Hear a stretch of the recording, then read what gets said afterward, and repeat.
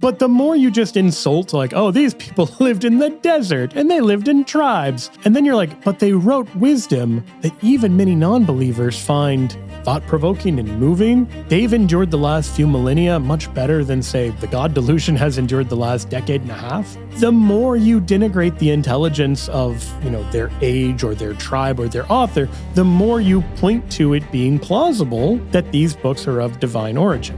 So I think that this, kind of the scoffing, indignant response not only is unhelpful, it actively helps the Muslim or Mormon or Christian case. Because, an idiot couldn't have written the Gospels. Welcome back to Shameless Popery. I'm Joe Heschmeyer, and today I want to address a popular argument I've heard both Muslim and Mormon apologists make for why we should believe the Book of Mormon or the Quran is inspired scripture. And the argument goes something like this.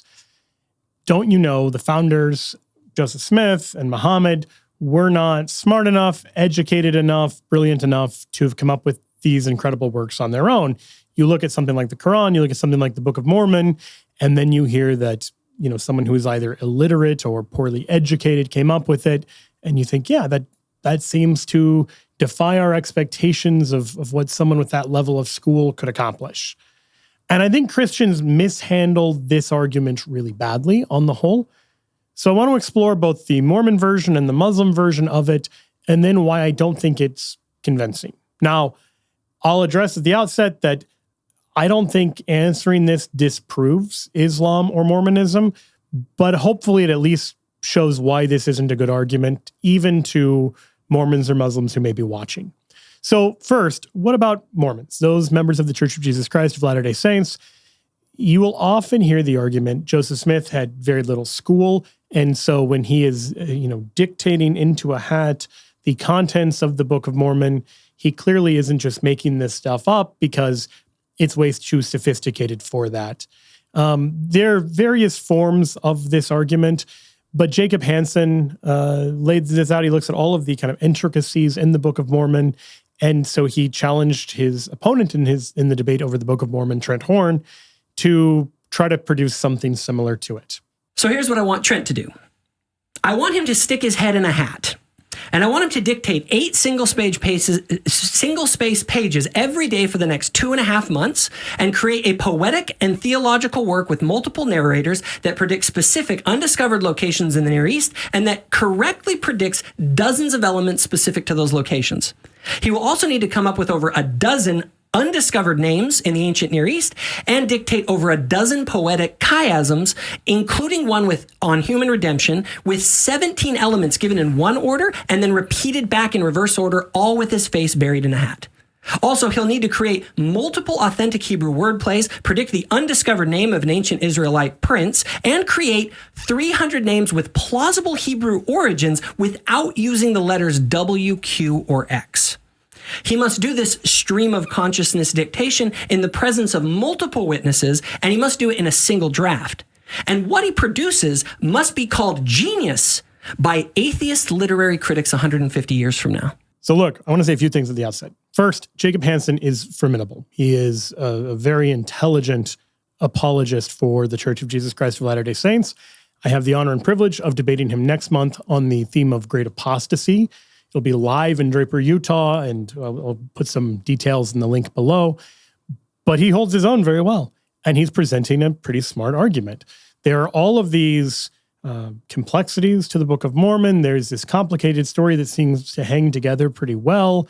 There are these complicated literary structures, and we're to believe that the author is someone not even writing by hand, but dictating orally into a hat, or from a hat, as the case may be, this really complicated plot in a way that is withstood over a century and a half of scrutiny and that people find really impressive and compelling to this day. And he did all this without any higher education. In fact, he has a pretty remedial education out there on the American frontier. It's pretty impressive. That said, you will find Muslims making virtually the exact same argument, saying, look at how brilliant, how complicated, how beautiful the Quran is. And Muhammad, the purported human author, was, at least according to Muslim tradition, entirely illiterate. So Shabir Ali, makes a very similar argument to the one that Jacob Hansen makes. The Prophet Muhammad, peace be upon him, himself wasn't schooled in reading or writing according to Muslim tradition. The Quran seems to make reference to this in the 29th chapter when the Quran says, وَلَا تَخُطُّهُ بِيَمِينِكَ, you do not write it with your right hand. إِذَا لَارْتَابَ الْمُبْتِلُونَ. Otherwise, those who want to raise a fuss would cause doubt about this. So the fact that the Prophet Muhammad, peace be upon him, was not schooled in writing himself and he had to have other people write it for him is a further assurance to Muslims that he wasn't making it up and he was just getting it as a revelation from God. Because if he were making it up himself, how does it come out with all of the beauty and elegance of a written text that the Quran turns out to have? You'll notice that there's even the same reference. Muhammad didn't even write it himself. Because if you write it yourself, you can go back and you can fix all the errors. But Muhammad, we're told, didn't write it with his own right hand. No word whether or not he dictated it from a hat or not. But either way, let's be clear again. The Quran is beautiful, complicated, lays out a coherent, more or less, religion and theology. And people say, how could an illiterate person in the 7th century possibly have done that? Muslim Cowboy makes a very similar form of this argument as well. And you'll notice the things that he demands would need to be, in this if it was man-made. It sounds very similar to Jacob's list of his demands from Trent. So if a man wrote the Quran, we already have a number of problems. If you're going to write a book like the Quran and claim it's from God, you can't make any mistakes. The book can't contradict itself, and you have to keep it consistent as you add to it over a period of 23 years and keep the message consistent. The grammar and style also have to remain the same. If the Quran is not from God, Muhammad would have to write it himself. That means in the middle of the Arabian desert, with no books around and being illiterate, he would have to know law, civil rights law, criminal law, family law, labor law, military law, personal injury law, real estate law, and tax law. He would have to know history. With little to no Christian presence in Mecca, he would have to know the stories and events in the lives of the prophets before him, the history of past nations, Judeo-Christian religious rulings, and he would have to know it well enough to somehow offer additional information and details not found in those books. And to be clear, in neither the Muslim nor the Mormon cases am I saying that's the only argument people raise. They'll also claim that there are these, biblical connections and prophecies and other things that they allege, prove their particular book to be true. In both cases, Christians look at it and say, those aren't real prophecies, or that's not really what the archaeological evidence says, etc. I'm not going to get into any of that today. I'm just looking at what we might call the literary argument. And the literary argument being the human authors are way too dumb or way too ignorant to have possibly come up with this on their own. It's too beautiful, too brilliant, hangs together too well, and has, in some cases, like esoteric knowledge of things that weren't widely known. An ordinary person wouldn't have just known that. That's the literary argument. And I think as Christians, we often handle it really badly because we often approach religions like Islam or Mormonism with a condescending air. We just treat it all as really stupid. And that's wrong. It's wrong on the level of charity, for one.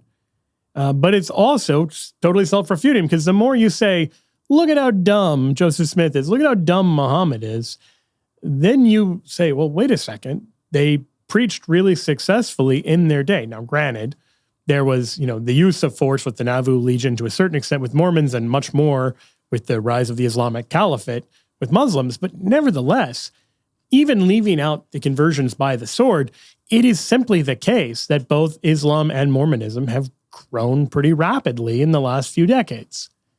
So you can't just write it off. It is strategically a very bad decision. It is not just insulting, not just uncharitable, but the more you just sort of scoff, the less prepared you are when someone says, well, I find this very convincing and I don't see how a person with much less education than I do has written something I could never hope to write. Because I think most of us, if we look at the Quran, if we look at the Book of Mormon, can say, I don't know, I don't think I could do that. I'm reminded here of an argument that Richard Dawkins made back in 2015. And it's such a dumb tweet that I think about it from time to time. And 10 years later, I'm going to mention it again. He says, Bible and Quran, no articles, don't worry about that. Bible and Quran were the best that Bronze Age desert tribes could do. But we've moved on. And even at the time, others were doing it better. And this was a really dumb tweet for a lot of reasons. Not least of all, as Dan McClellan, of all people, pointed out, Dawkins does not appear to know when the Bronze Age was because the New Testament, the Quran, at least much of the Old Testament, were not written in the Bronze Age. But the more you just insult, like, oh, these people lived in the desert and they lived in tribes. And then you're like, but they wrote wisdom that even many non-believers find thought-provoking and moving. And they've endured the last few millennia much better than, say, the God delusion has endured the last decade and a half. The more you denigrate the intelligence of, their age or their tribe or their author, the more you point to it being plausible that these books are of divine origin. So I think that this, kind of the scoffing, indignant response not only is unhelpful, it actively helps the Muslim or Mormon or Christian case. Because, an idiot couldn't have written the Gospels, or an idiot couldn't have written fill in the blank. And yet there they are. So it looks like it's providential. Okay, so what would be a better response to the argument? Well, I think the first thing to point out is the reason I'm mentioning both the LDS and the the LDS and the Muslim argument simultaneously is because, again, they're using these very similar arguments that, if they were valid, would seemingly prove that the Quran is divinely inspired and the Book of Mormon is divinely inspired. But since the Quran and the Book of Mormon don't agree with one another, leave aside whether they agree with the Bible or not, they certainly both disagree with one another. These are incompatible conclusions. And so if you have an argument that, if you followed it, leads to two impossible conclusions, you'd have to believe in Mormonism and Islam, and they're incompatible, that tells us it's not a good argument, right? Like, we can see a sort of ad absurdum built into this, that if you want to put it like this, I want Muslims who find this argument convincing for the Quran to listen seriously to the Mormon case and see why they think the Mormon case is wrong, and then notice that almost all those arguments are going to also show why we don't find the Quranic argument effective. And similarly, I want Mormons to do the same thing to the Quran. Say, look, the things you're claiming, there's these superficial things that sort of kind of look miraculous or prophetic. They get some details kind of right archaeologically. They get some, some facts about the world kind of right. And also, it's just a really beautiful book, and we don't think the author is very well read. If that's a good argument, it seems to point to these opposite conclusions. You'd have to both accept, I guess the Book of Mormon is true, and also accept, I guess the Book of Mormon is false because the Quran is true. And so that doesn't disprove either the Quran or the Book of Mormon, but it does, it seems to me, disprove this argument. It's not a good argument. And in fact, I think we can go a bit further and say, why isn't it a good argument? And I think this is going to reveal something really unfortunate about us. So imagine a world in which, this maybe is not as hard to imagine as it should be. Imagine a world in which people just sat around in front of their computers all day, and they never exercised, and they had horrible diets and everything else. And then imagine they were just exposed to some incredible feat of athleticism. Someone just does something shocking, like Saquon Barkley jumping over a guy backwards. And they would say, oh, wow, that is obviously a miracle because I could never do that. And it's true, they couldn't do that. But the problem is with them, it doesn't mean the thing is miraculous. It might just mean someone else is better at it. And I mention this to say, we are not just the physical equivalent of this dystopian example, but in many ways the intellectual equivalent. The number of books Americans read each year has declined precipitously from 18.5 books a year to 12.6 books a year. So we've gone down by about a third between 1999 and 2021. So if you want to put it in the opposite direction, we were reading about 50% more books in the late 90s than in the early 2020s. And I think it's only getting worse. The percentage of people who said they didn't read a book during the last year was only 8% in 1978. You get in the low teens and the 90s, and it's up to about a quarter of people by the early 2010s. And it seems to be going up. Now, granted, these are all different data sets, so you can find some variations. But the most recent information I could find from 2023 shows 46% of Americans did not read a single book in 2023. So I would suggest, regardless of how many degrees you have, when you're living in a culture that is this illiterate, that has this much of an opposition to reading, then to say, hey, compose a brilliant book.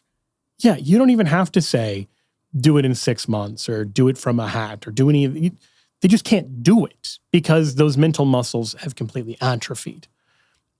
But I think when you actually look at the world of Muhammad and the world of Joseph Smith, what we see is not that these figures were divinely inspired. What we see is that they were in many ways just better prepared to write a book like the Quran or to write a book like the Book of Mormon because they hadn't been intellectually atrophying in front of their phone on an app.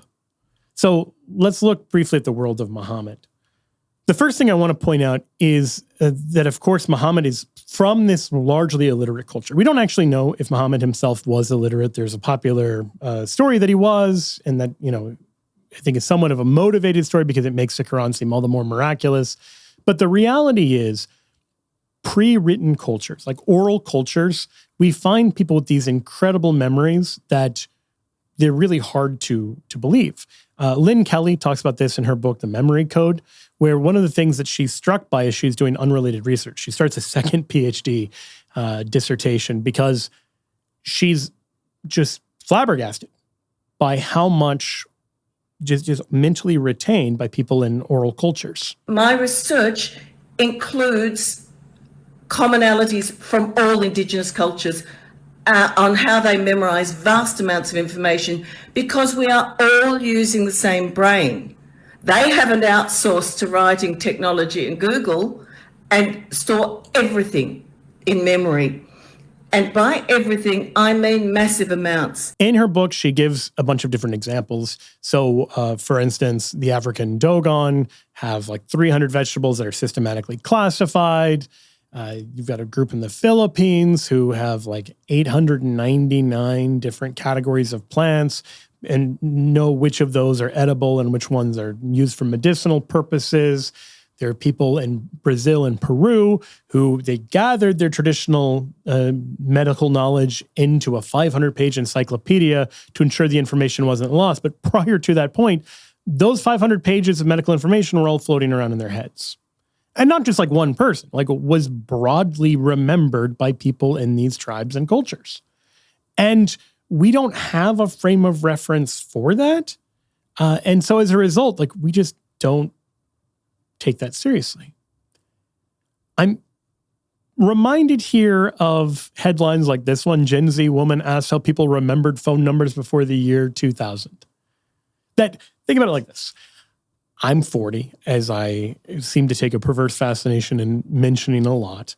I'm an old man, I'm going gray, and growing up, I had a bunch of phone numbers that I memorized. And then eventually I got a phone, and you know what I did? I stopped memorizing new numbers. I know my wife's phone number, and that's it. And then I know a bunch of phone numbers still from my childhood. I could tell you the phone number that my neighbors had when I was 8. It is not information that does me any good, but there it is.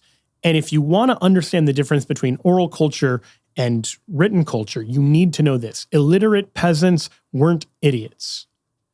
And it is a gross misunderstanding from Enlightenment smears against the so-called Dark Ages, against medieval peasants, to say, oh, they couldn't read, therefore they didn't know the faith. And if you read a book like Stripping of the Altars by Eamon Duffy, you'll see this demonstrably proved.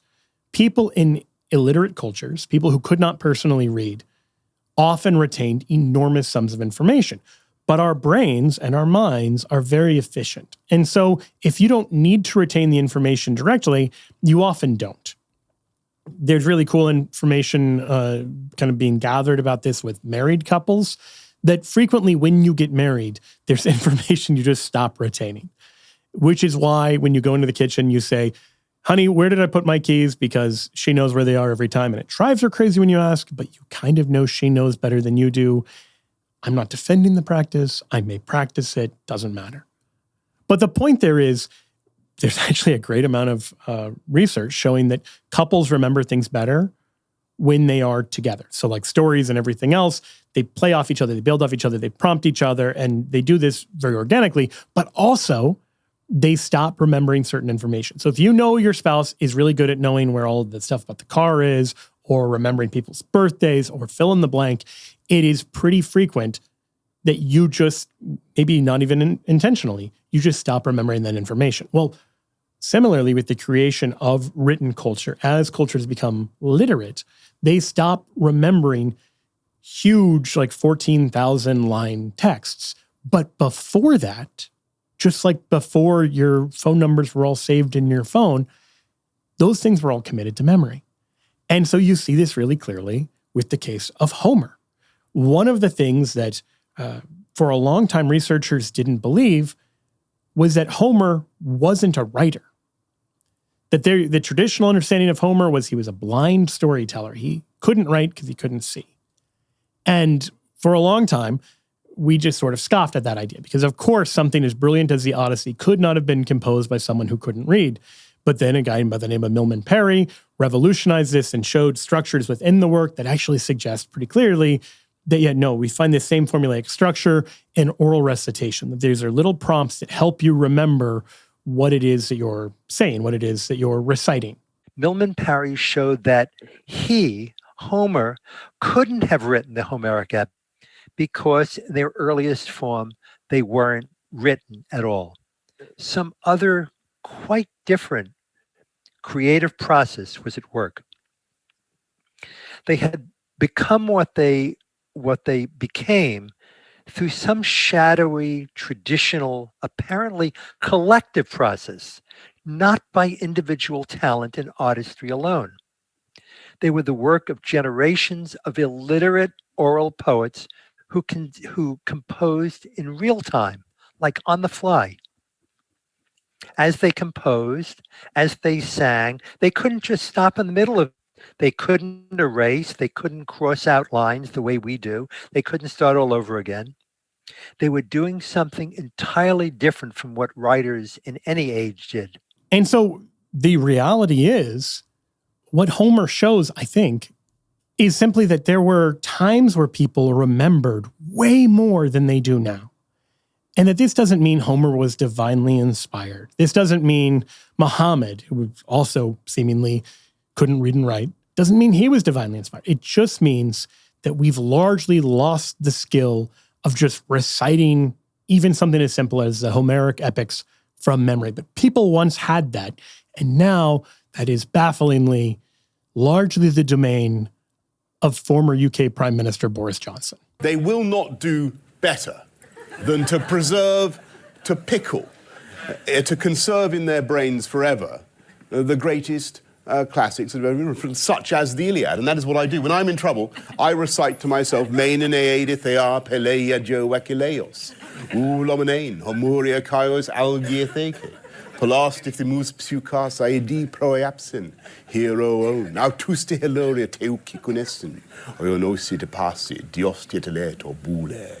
Exhude ta prota, diestate nerisante, atredes hianaxandron kai dios, Achilles. 6.5 hours later. Lusomenosti Thrugathra, Feron taparesia poina. Okay, so much for the world of Muhammad and kind of the pre-literate world. I think the important takeaway there is just people were not as dumb as we might imagine. And so if you're downplaying how much Muhammad could remember or keep track of or any of this, I think you've grossly underestimated both Muhammad and the people of his age. What about the world of Joseph Smith? Now, this is a very different world. Unlike the world of the 7th century in Arabia, the 19th century in America is very much a literate age. If you want a great book on this and really deploring the shift away from this, I recommend Neil Postman's book, Amusing Ourselves to Death. In there, he says, it may be true, as Frederick Jackson Turner wrote, that the spirit that fired the American mind was the fact of an ever-expanding frontier, but it is also true, as Paul Anderson has written, that it is no mere figure of speech, to say that farm boys followed the plow with book in hand, be it Shakespeare, Emerson, or Thoreau. And so I would suggest Joseph Smith actually neatly fits into the mold of a very literate 19th century American farm boy. Somebody who grows up on the frontier with little to do other than memorize books. So people were shockingly literate. So if before you have the issue of pre-literate people committing a lot of information to memory just from storytelling and oral recitation, now you have people committing lots of information to memory because they're doing menial labor that doesn't take a lot of mental energy, like plowing the fields while reading a book, and then they might read the same book over and over and over again because they have a somewhat limited library sometimes. Postman describes this cultural difference like this. He says, in a print culture, we're apt to say of people who are not intelligent that we must draw them pictures so they may understand. Intelligence implies that one can dwell comfortably without pictures in a field of concepts and generalizations. To be able to do all of these things and more constitutes a primary definition of intelligence in a culture whose notions of truth are organized around the printed word. And then he explains that in the 18th and 19th centuries, America was such a place, perhaps the most print-oriented culture ever to have existed. So there is this sea change between the world of Muhammad and Homer and the world of Joseph Smith, but they're also both radically different from the world of today. Postman explains this is one of my favorite kind of just anecdotes from the book. When Charles Dickens visited America in 1842, he was greeted like a superstar. And he wrote to a friend, "I can give you no conception of my welcome. There never was a king or emperor upon earth so cheered and followed by the crowds and entertained at splendid balls and dinners and waited upon by public bodies of all kinds. If I go out in a carriage, the crowd surrounds it and escorts me home. If I go to the theater, the whole house rises as one man and the timbers ring again." And the reason I mention all of this is to say the world of the 19th century had things like the Lincoln-Douglas debates. This is what Postman uses to start. He points out that at these county fairs, Lincoln and Douglas, who were not at the time running for any national office, debated the preeminent moral issue of their day, slavery. And they didn't just have like a series of 90-second sound bites like you might get in a debate today. They debated for something like 7 hours with little breaks for dinner. And people were expected to follow 7 hours of a debate. And that's something that in many cases we can't do today. But that's not because they were all divinely inspired. It's because we've allowed our mental muscles to atrophy. So the idea that somebody, even with a limited formal education, could draw upon a vast resource of literary references, biblical references, archaeological references of things that, if you really get into the details of the Jacob and Trent debate, were things that were knowable at the time.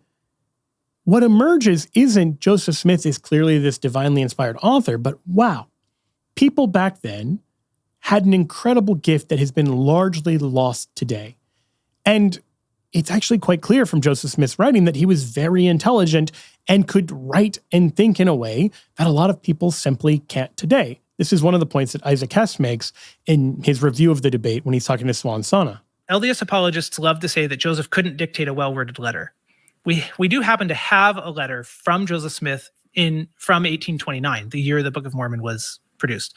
I'm going to read this short paragraph, and you can tell me if it sounds like he was incapable of dictating or writing a well-worded letter. He said, "I would inform you that I arrived at home on Sunday morning, the 4th, after having a prosperous journey, and found all well. The people are all friendly to us except a few who are in opposition to everything, unless it is something that is exactly like themselves. And 2 of our most formidable prosecutors are now under censure and are cited to a trial in the church for crimes which, if true, are worse than all the gold book business. We do not rejoice in the affliction of our enemies, but we shall be glad to have truth prevail. There begins to be a great call for our books in this country. The minds of the people are very much excited when they find that there is a copyright obtained and that there is really a book about to be printed." So I don't know about you, but that sounds like a pretty well-worded letter. Seems pretty coherent. He uses long words correctly. It's pretty educated. He didn't have a lot of formal education, but it doesn't. I'm not saying it's high literature, but it's coherent. It's pretty good. It's actually a much better letter than most college graduates could write today, I would bet. That's right. So again, I don't imagine any of this is some, knockdown, slam dunk argument that disproves Mormonism or disproves Islam. But I would say this, if your argument for why the book that you believe in has to be divinely inspired is that people today aren't smart enough to be able to write it, that might be true. And I want to also be clear that even within the worlds that these guys are coming from, there is something clearly exceptional about Muhammad and about Smith, where they're drawing people and they're popular and they're charismatic and they're convincing people in a way that ordinary people of their day clearly didn't do. They succeeded. They're exceptional within their culture, whatever you think of their religious claims.